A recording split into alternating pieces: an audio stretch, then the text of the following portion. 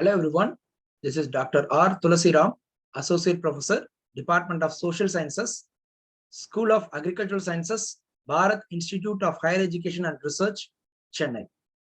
Today we will discuss about an important topic called microfinance in India.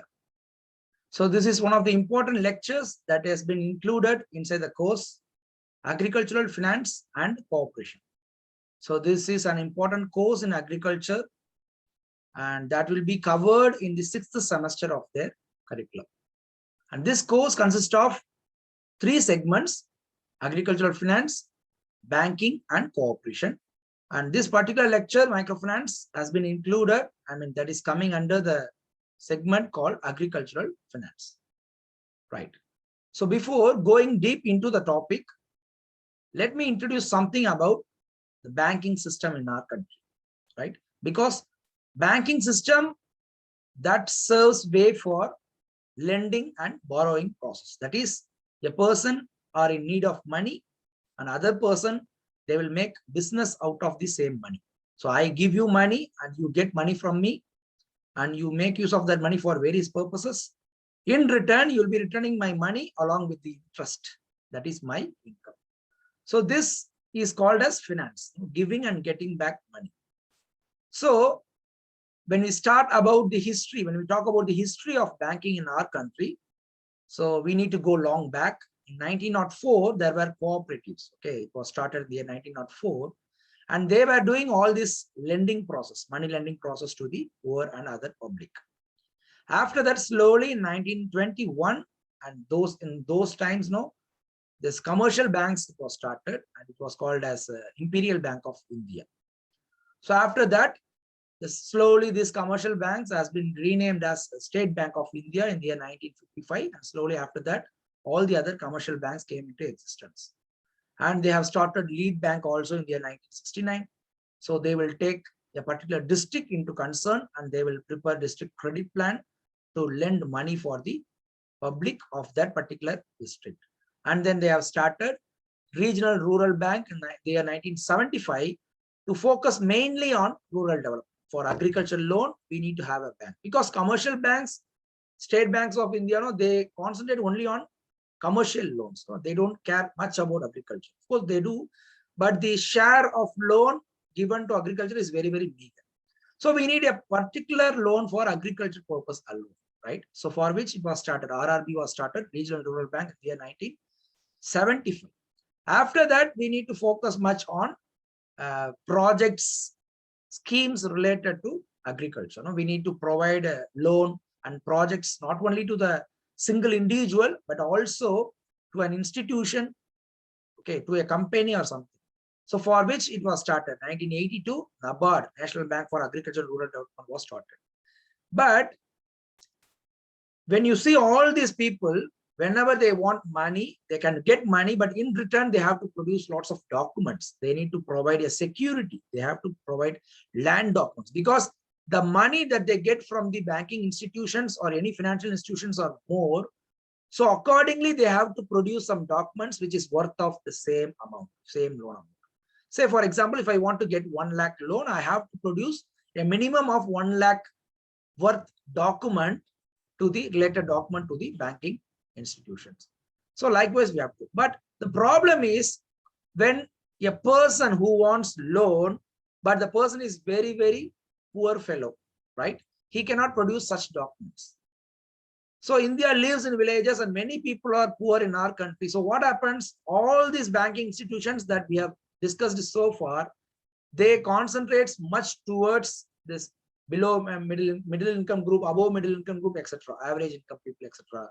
But these poor people have been deeply neglected for financial services. They also want some money, right? So the knowledge or talent or skill, okay, it is even for everyone. It doesn't mean that a person who have money, a person who is wealthy enough, he will have enough knowledge. The poor fellow will not have knowledge. There is nothing like that. So it is common for a person to have knowledge and skills, but they don't have enough scope because they don't possess any money. So the deeply neglected society is the poor income people. To help such poor income, low income, or the person with no income, To help those people, a special institution was started, a special lending mechanism was started that was called as microfinance. So we will see deeply about this topic in this lecture. Let us move on to the slides. Right. So according to Mr. Muhammad Yunus, the founder of Grameen Bank, Bangladesh, according to him, he said that I would say that I did something that challenged the banking world. Conventional banks look for the rich to do lending services. We look for the absolute poor. All poor are entrepreneurs. No, anybody can become an entrepreneur. I can have a knowledge. If a person is poor, he can also have a knowledge or skill to run a business. The only difference is, if I am given with enough financial services and helps, he needs to be given with the same financial services. So all people are entrepreneurs, but many don't have the opportunity to find out that. They don't have scope. They are not given with a chance. So I am going to touch upon that particular group of people. So this is according to Muhammad Yunus. He is considered as the founder of Grameen Bank. So the present scenario in India, you can just try to understand it. India falls under the low income class according to World Bank. Most of the people are falling under this category of low income people. And it is highly populated country next to China in the world. Around 70% of its population lives in rural area. And 60% of the people depends on agriculture. There are underemployment, there are structured employment, there are discussed employment, etc.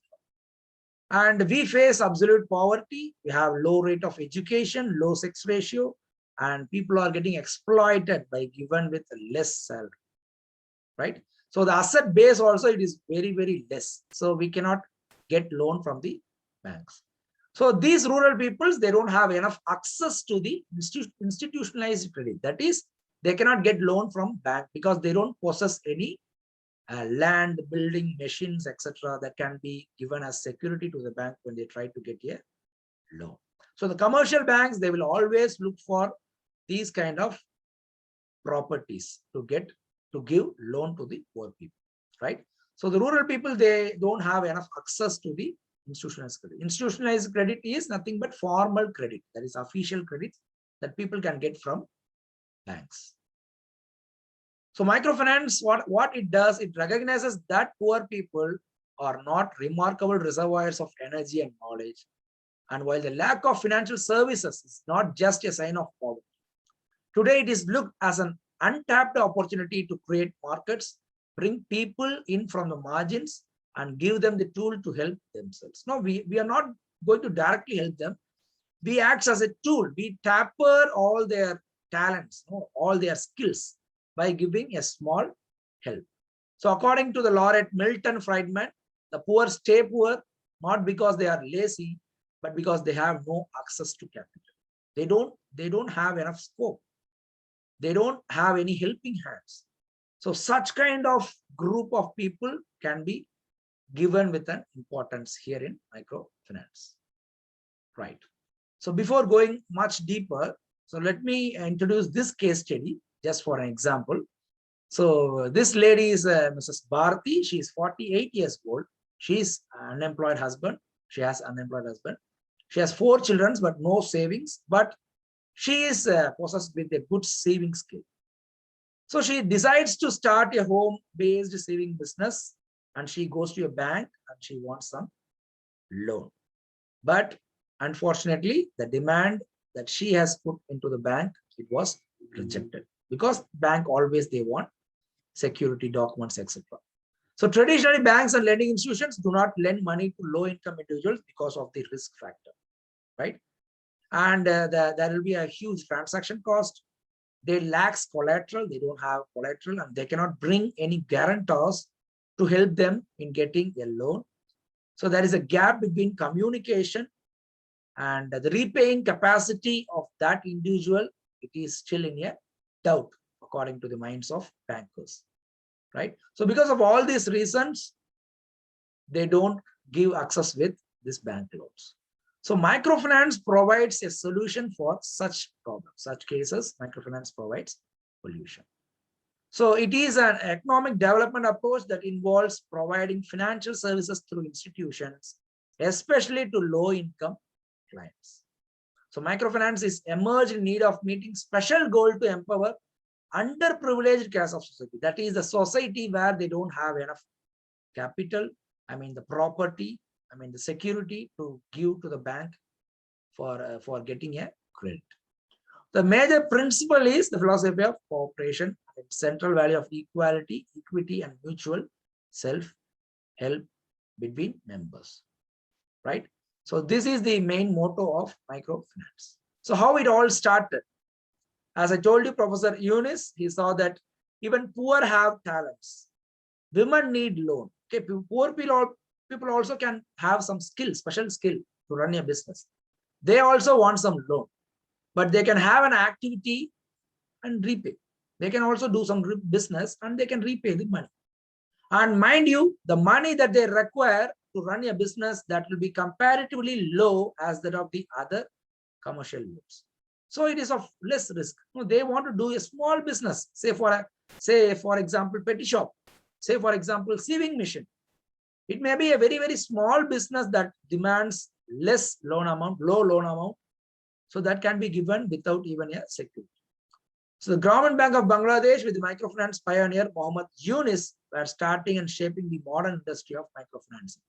They set up financial institutions with a social mission that they will listen to the needs and constraints of excluded, avoided people.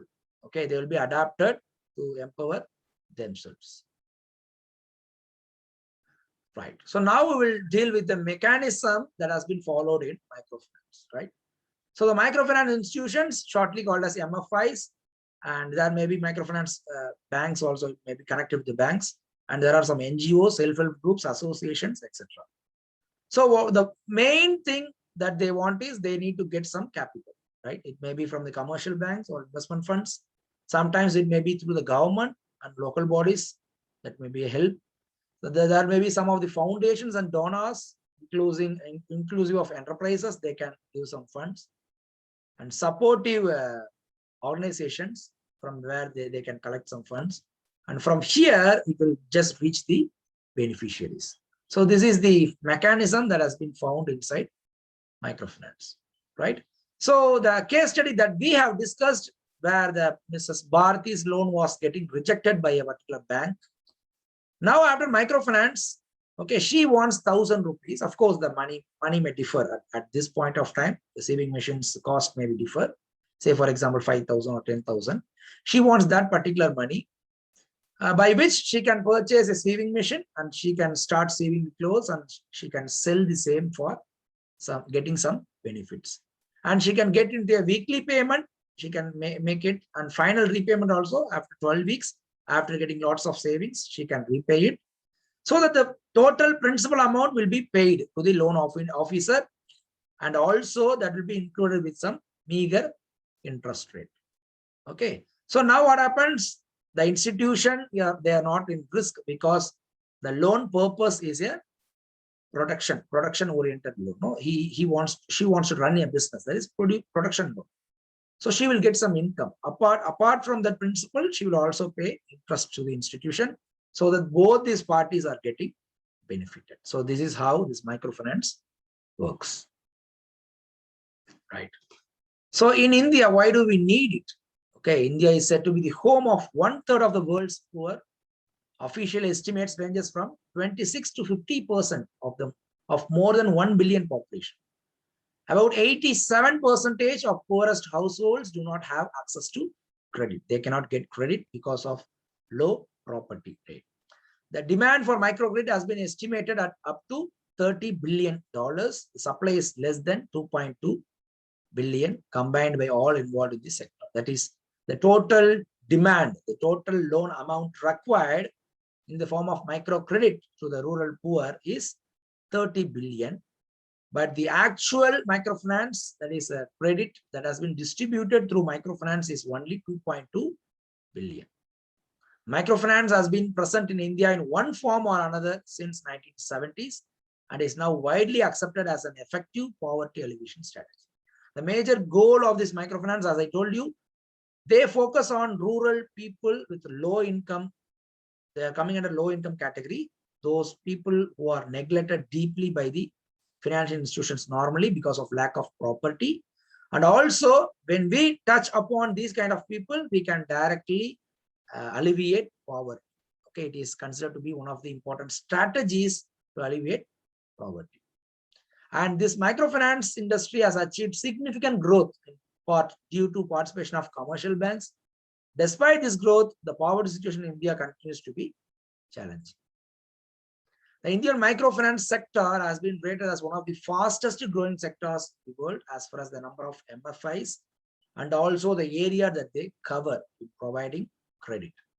There are approximately 1,000 MFIs operating in India, and MFIs have reached 234 of 331 poorest districts identified by the government. And at present, microfinance has covered almost all the districts identified by our government of India.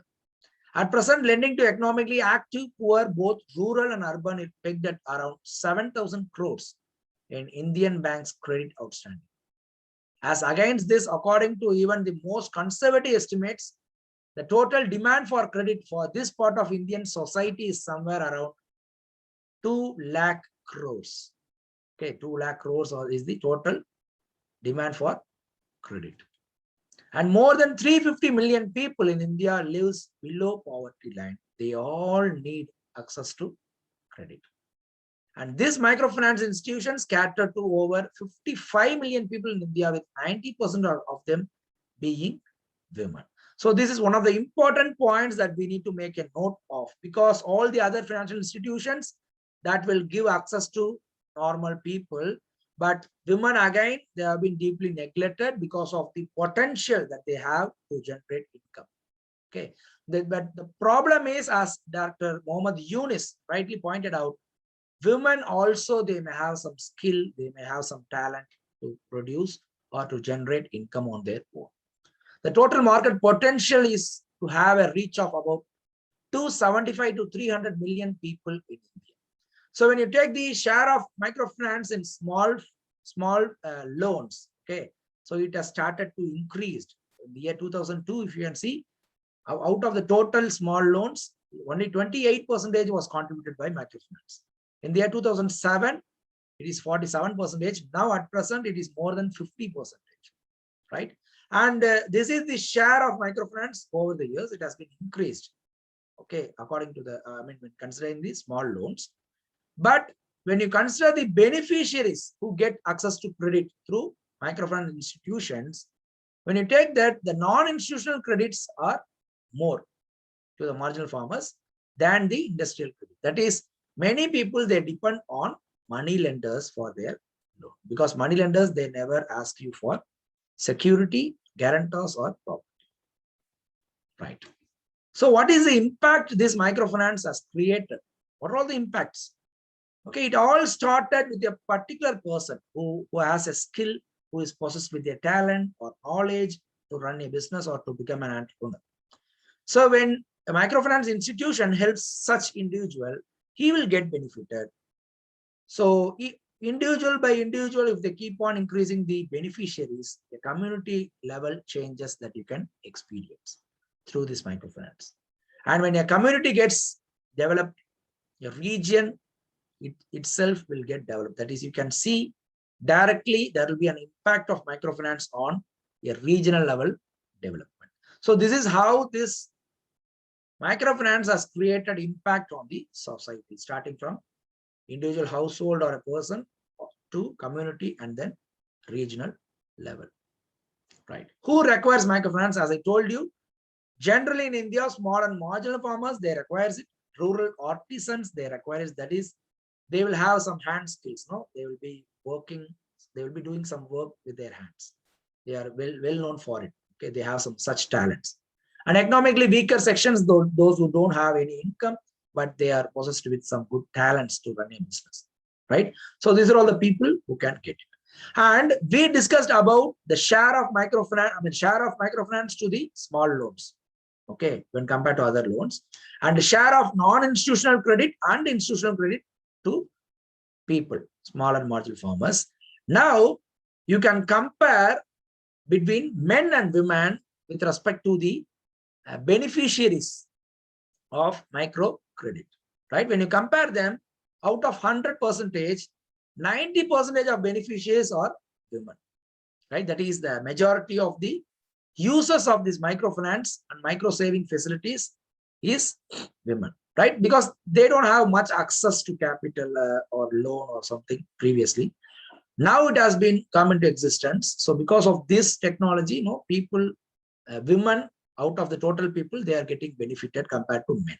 And men constitutes only 10% out of the total beneficiaries, right?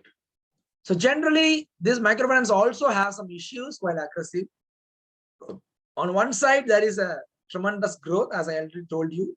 The sector has been flourishing in our country, but there are some problems also in microfinance. What is that? Microfinance risk management practices have weakened over the past few years in search for growth and expansion. No, they try to grow these microfinance institutions. They want to expand this number of branches, or they want to go for inclusive growth. They want to bring more and more beneficiaries inside microfinance facility. They want to expand the loan amount given to each and every individual, that is financial widening, and getting more and more beneficiaries into the concept of microfinance is called as credit widening, and bringing increasing the number of amount of loan amount to each and every individual is called as credit deepening.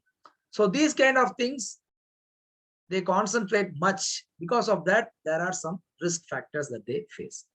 Credit sanctioning and monitoring practices are weakened. Okay, they sanction credit for everyone. Sometimes they don't monitor the practices after the post credit checking. No, it is not in a good way. Also, high debt ratios are also a cause of concern. Okay, the loan ratio, it is high, right? And there is also a weak governance in microfinance. They are not willing to convert to a corporate structure. Hence, they tend to remain closed to transparency and improved governance, thus unable to attract capital. And they also face a challenge to strike a balance between social and business goals. And also the microfinance, people who demands microfinance, they need to be really poor. Otherwise, there is no point of starting this microfinance. And management needs to adapt business models based on changing scenarios and increased transparency.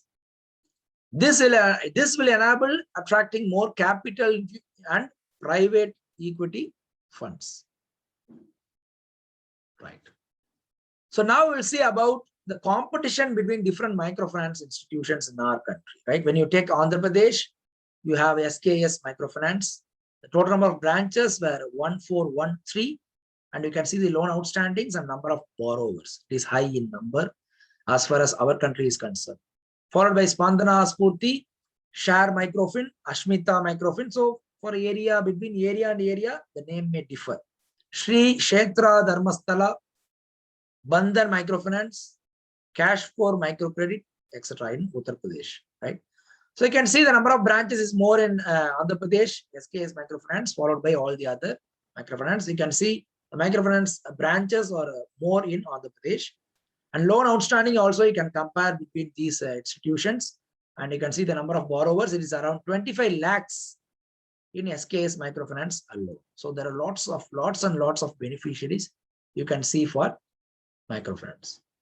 Right. This is just an example for a store which is run by self-help group, which is getting access to micro credit, right? So it may be anything. It may be a variety of businesses that you can do. Petty shop, saving machine business, okay, milk store, right? You may have a workshop, you may have a cycle shop, service. Like, it is not like only contributing to the agriculture sector alone. Okay, the microcredit can be given to a sector which is an allied sector of agriculture. It may be beekeeping, honey business, mushroom cultivation, mushroom technology. That is also allied, right? So you can provide credit to any of these things. And why cycle store means? See, rural development is not only developing agriculture sector alone inside a rural area.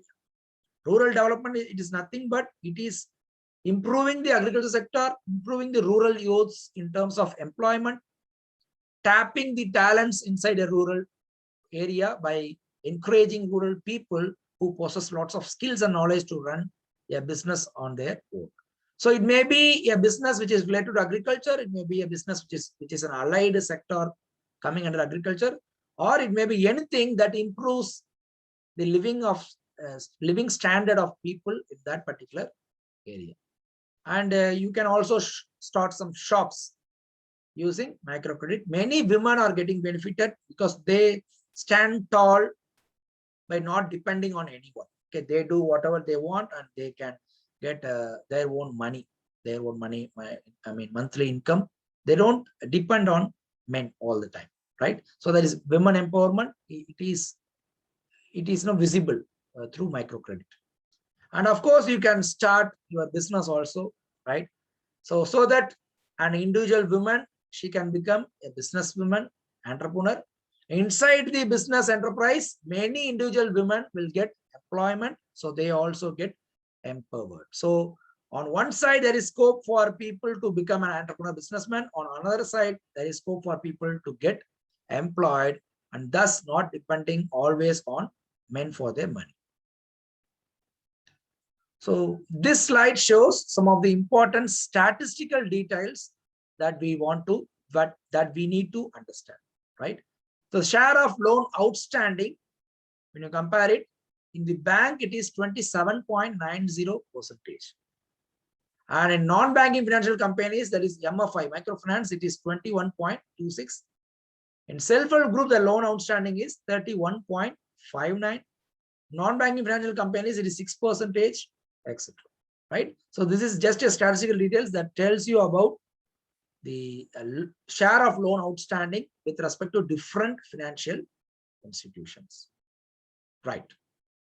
So far we have seen what is microfinance, and before that, in the build-up session where we had a nice discussion about why we need microfinance, we were talking about the whole history of banking sectors and banking services in India.